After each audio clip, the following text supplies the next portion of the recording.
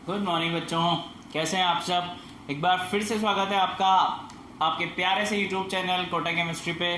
This is your Mohammad Aqib Hussain. बच्चों, आज हम लेकर आए आपके लिए कुछ अच्छे मॉलिक्यूलर मास के क्वेश्चंस। प्रीवियस क्लास में हम डिस्कस कर चुके हैं ऑलरेडी, बट हम थोड़े क्वेश्चन और करेंगे तो हमारे पास अच्छी ग्रिप हो जाएगी मॉलिक्यूलर मास पे। तो आइए 2-3 क्वेश्चन और करते हैं, देन हमारा नेक्स्ट टॉपिक जो आज का है आयोन्स और आयनिक कंपाउंड के बारे में आज हम डिस्कस करने वाले हैं। तो पहले हम डिस्कस करते हैं इन 3 क्वेश्चंस के बारे में। So let me solve here. अगर आपको आता है तो वीडियो पॉज करके आप ट्राई करें बच्चों, बाद में आंसर देखना। अगर आपको आता है, और जाहिर सी बात है आना ही चाहिए, तो वीडियो पॉज करके आप ट्राई कीजिए, देन आप आंसर देखना है ना। फर्स्ट मुझे कैलकुलेट करना है कैल्शियम ऑक्साइड। तो बेटा कैल्शियम ऑक्साइड, अच्छा यहां पर आपको क्या दिया हुआ है, फास्फोरस का मास भी दिया हुआ है 31, जो आपको पता नहीं है। इधर आपको एल्यूमिनियम का मास दिया हुआ है 27, जो आपको पता नहीं है, और तो सब पता है आपको। कैल्शियम में देखो, एक तो कैल्शियम है यानी 1 multiply by atomic mass of calcium plus 1 multiply by atomic mass of oxygen. ये दोनों तो हमें बहुत अच्छे से आते हैं, प्रीवियस क्लास में भी हमने खूब अच्छे से पढ़ा है। तो 1 multiply by 40 plus 1 multiply by 16। तो जब आप सोल्व करोगे बेटा तो ये हो जाएगा 40 प्लस 16, दैट इज 56 AMU। ठीक है, चलो सेकंड देखो। सेकंड हमसे पूछा है H3PO4। तो 3 multiply by atomic mass of hydrogen plus phosphorus कितना है 1 फास्फोरस, तो 1 multiply by atomic mass of phosphorus plus, पहचानना आना चाहिए बेटा आपको क्या लिखा हुआ है, और प्लस करके क्या लिखेंगे हम, एटॉमिक 4 ऑक्सीजन है ना, तो प्लस लगा के हम लिखेंगे 4 multiply by atomic mass of oxygen. देखो जरा, 3 मल्टीप्लाई बाय हाइड्रोजन का मास 1 प्लस 1 मल्टीप्लाई बाय फास्फोरस का मास होता है 31, हमने लिखा हुआ है, ये दिया हुआ है अपन को, क्वेश्चन में दिया हुआ होगा आपको, है ना, इतनी चिंता वाली कोई बात नहीं है। 4 मल्टीप्लाई बाय 16। अब देखो बेटा सॉल्व कर लो, तो 3 प्लस 31 प्लस 64, तो ये हो जाएगा आपका, देखो ये हो गया 34 और 64 हो जाएगा आपके पास 98 AMU। ठीक है, एक और बार क्रॉस चेक कर लो, 4 और 4 8, 6 और 3 9, सही 98 AMU। चलो थर्ड क्वेश्चन पे आ जाते हैं। थर्ड है हमारे पास Al2SO4 का होल थ्राइस। चलो अब पहचानना आना चाहिए बेटा आपको फर्स्ट ऑफ ऑल कि कितने नंबर ऑफ एटम से, पहले देखो 2 तो एल्यूमिनियम है, 3 सल्फर है और 12 ऑक्सीजन है। पहचानना आना चाहिए आपको, है ना। तो लिखेंगे हम 2 multiply by atomic mass of aluminium plus, पहले बाहर 3 लिखते हैं और अंदर वाले को अंदर सॉल्व करते हैं बेटा, है ना। फिर हम 3 से दोनों को मल्टीप्लाई कर देंगे, हमने ब्रैकेट में लगा दिया। तो यहां आ जाएगा atomic mass of sulphur plus 4 multiply by atomic mass of oxygen. ठीक है, चलो लिख लेते हैं मास। 2 मल्टीप्लाई बाय एल्यूमिनियम का मास दिया हुआ है 27 plus 3 bracket, atomic mass of sulphur होता है बेटा 32 plus 4 multiply by atomic mass of oxygen. Solve कर लो, ये हो गया 54 प्लस 3। इसे जब आप सॉल्व करोगे अंदर तो ये हो जाएगा 32 प्लस 64, ऐसा ही हो रहा है। तो ये आ रहा है बेटा 54 प्लस 3 मल्टीप्लाई बाय, इसको ऐड करोगे तो कितना हो जाएगा 96,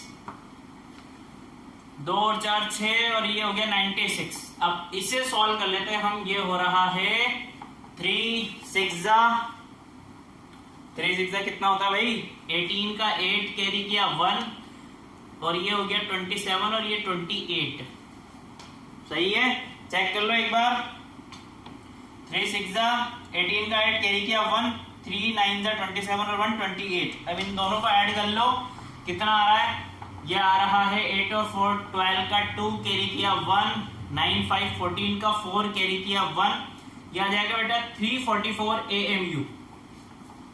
क्लियर है, बात समझ में आ रही है।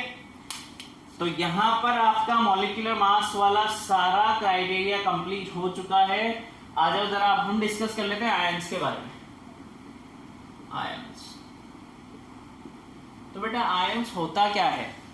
जैसे हमने मॉलिक्यूल्स देखा, हमें पता है कि नेचर में जितने भी एलिमेंट्स होते हैं सब क्या होना चाहते हैं? स्टेबल होना चाहते हैं। स्टेबल होने के लिए बेटा वो क्या करेंगे? या तो इलेक्ट्रॉन देंगे या इलेक्ट्रॉन ले लेंगे या फिर शेयरिंग कर लेते हैं। तो जब वो इलेक्ट्रॉन देते हैं और लेते हैं तो एक चार्ज स्पीशीज बन जाती है बेटा। वो चार्ज स्पीशीज को हम बोलते हैं आयंस। क्या बोलते हैं? आयंस। इलेक्ट्रॉन लूज करने पे या इलेक्ट्रॉन गेन करने पे जो चार्ज आ जाता है पर्टिकुलर किसी भी एटम पे, उसे हम बोलते हैं आयन।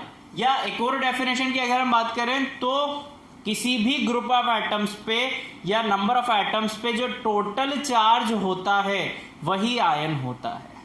ठीक है, टोटल चार्ज जो प्रेजेंट होगा किसी भी एटम पे वही आयन होगा। तो आओ डेफिनेशन लिख लेते हैं। पहले आप ये नोट डाउन कर लो, देन हम इसकी डेफिनेशन लिखते हैं बेटा। फटाफट से आप स्क्रीनशॉट ले लो, नोट डाउन कर लो।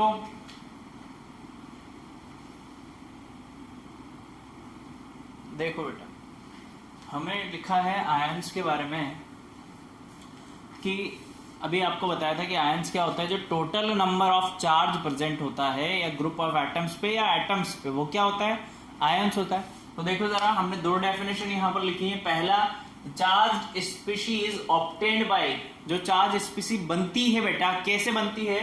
बाय गेनिंग द इलेक्ट्रॉन और लूजिंग द इलेक्ट्रॉन। या तो आप इलेक्ट्रॉन गेन करोगे तो चार्ज आ जाएगा, इलेक्ट्रॉन लूज करोगे तो चार्ज आ जाएगा। तो गेन और लूज करने के बाद जो चार्ज स्पीशीज बनती हैं वो होती हैं ions. By an atom is known as ion. यानी पहले था Na के पास एक एक्स्ट्रा इलेक्ट्रॉन, उसने क्या कर दिया? लूज कर दिया, और क्या बन गया बेटा? Na+। क्या बन गया? Na+ बन गया। तो Na+ क्या हो गया? आयंस हो गया। Cl के पास क्या था? एक इलेक्ट्रॉन की कमी थी, उसने एक इलेक्ट्रॉन गेन कर लिया, तो क्या बन गया? Cl- बन गया, यानी आयन बन गया।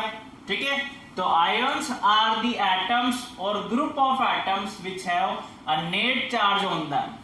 एक एटम या फिर ग्रुप ऑफ एटम जिसपे नेट चार्ज हो, ऊपर चार्ज हो, वो क्या होता है बेटा? आयंस होते हैं। एग्जांपल हमने यहां पर लिखे। अब बात कर लेते हैं क्लासिफिकेशन के बारे में। तो आयंस को हम क्लासिफाई कर सकते हैं 2 टाइप से। कितने टाइप से? 2 टाइप से बेटा। पहला टाइप है on the basis of charge, charge के बेसिस पे और नंबर ऑफ आयंस के बेसिस पे। चार्ज के बेसिस पे हम आयंस को क्लासिफाई कर सकते हैं बच्चों 2 टाइप से। पहला होता है आपका कैटायन, सेकंड होता है आपका एनायन। देखो जरा, कैटायन क्या होता है? ऐसे आयन जिनके ऊपर क्या हो? पॉजिटिव चार्ज होता है। ऐसे आयंस जिसके पास पॉजिटिव चार्ज प्रेजेंट होता है, these are known as cations. क्या बोलते हैं उन्हें? कैटायन। तो जितना भी पॉजिटिव है, देखो Na+ है, Mg+2 होता है, Ca2+ होता है, K+ होता है ना, Al+3 होता है। यानी जितना भी पॉजिटिव चार्ज हो वो सारे क्या होते हैं बेटा? कैटायंस। अब एनायंस किसे बोलते हैं? आओ, तो एनायंस किसे बोलेंगे? ऐसे आयंस जिनके पास क्या होता है? नेगेटिव आयंस होते हैं, नेगेटिव चार्ज होता है, तो उसे हम क्या बोल देते हैं? एनायंस। देखो जरा, Cl-, Br-, O2-, F-, जितना भी माइनस प्रेजेंट होता है किसी भी एटम पे, उस आयन को हम क्या बोलते हैं बेटा? एनायन। बात समझ आ रही है? अब बात कर लेते हैं नंबर ऑफ आयंस के ऊपर, कि नंबर ऑफ आयंस के बारे में अगर हम बात करेंगे तो हम उसे क्लासिफाई कर सकते हैं 2 टाइप से। कैसे बेटा? एक हो गया आपका मोनोएटॉमिक, एक हो गया पॉलीएटॉमिक। मोनोएटॉमिक और पॉलीएटॉमिक क्या होते हैं? देखो, मोनोएटॉमिक जिसके पास सिर्फ एक ही आयन हो, आयंस कंटेनिंग ओनली 1 एटम, ऐसा आयन जिस पे सिर्फ एक ही एटम हो। ठीक है, तो उसे हम बोलते हैं मोनोएटॉमिक। जैसे सोडियम के ऊपर देखो, एक ही सोडियम पे चार्ज है, एक ही पोटेशियम, एक ही क्लोरीन, एक ही ब्रोमीन, एक ही फ्लोरीन, यानी 1 एटम कंटेनिंग आयंस को हम बोलेंगे मोनोएटॉमिक। क्लियर है? अब ऐसा आयन जिसके पास एक से ज्यादा एटम होते हैं बच्चों, उसे बोलते हैं पॉलीएटॉमिक। एटॉमिक का मतलब ही हो गया, पॉली मीन्स बहुत सारे, एटॉमिक मीन्स एटम्स। ऐसे आयन जिनके पास बहुत सारे एटम्स होते हो वो हो जाएगा पॉलीएटॉमिक। अब देखो जरा, नाइट्रेट में नाइट्रोजन भी होता है, 3 ऑक्सीजन भी होते हैं और चार्ज कितना होता है, ओनली 1 -1। फॉस्फेट में देखो 4 ऑक्सीजन होते हैं, फॉस्फोरस होता है और चार्ज -3। सल्फेट में सल्फर है, ऑक्सीजन है, चार्ज कितना होता है, 2-। तो बात समझ में आ गई आपको। नंबर ऑफ आयंस के बेसिस पे हम कैसे कैलकुलेट करेंगे कि जितने नंबर ऑफ एटम्स प्रेजेंट होंगे उस हिसाब से हम क्लासिफाई कर देंगे। अगर एक एटम प्रेजेंट है तो मोनोएटॉमिक, एक से ज्यादा प्रेजेंट है तो पॉलीएटॉमिक। क्लियर है? होप आप लोगों को समझ में आया होगा बेटा आयंस। इसे भी नोट डाउन कर लो, आप स्क्रीनशॉट ले लो।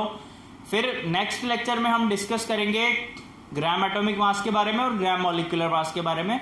और एक आयंस जब अगर हमने पढ़ लिया है तो हम फॉर्मूला मास भी पढ़ेंगे। ठीक है, तो मिलते हैं नेक्स्ट क्लास में। Thank you so much, bye.